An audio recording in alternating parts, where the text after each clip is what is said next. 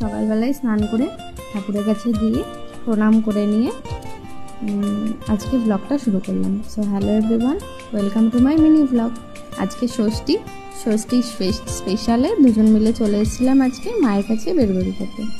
তো দেখতেই পাচ্ছ দুজন মিলে খেতেও বসে পড়েছি বাড়িতে এসে স্নান টান করে। এই যে বলছে আমার খিদে পেয়েছে বসে পড়েছি দুজনে মিলে। মা খেতেও দিয়ে দিয়েছে, সকালের জলখাবারটাও সেরে ফেললাম। আমার তো খুব মজা লাগছিল, ষষ্ঠীতে এসেছি, এটা আমার দ্বিতীয়বার ষষ্ঠী। তারপরে দুপুরের খাবারটাও রেডি হয়ে গেছে, বেশি কিছু আয়োজন করা হয়নি, সামান্য কিছু আয়োজন করা হয়েছে।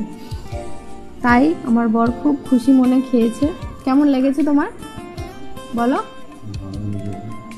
তাই তারপরে খাওয়া দাওয়া শেষ করে সন্ধ্যেবেলা একটু দুজন মিলে গেছিলাম বাড়ির কাছে বেড়াতে। বাড়ির কাছে অনেক বড় একটা শপিং মল আছে, ওখানেই গেছিলাম দুজন মিলে বেরু করে।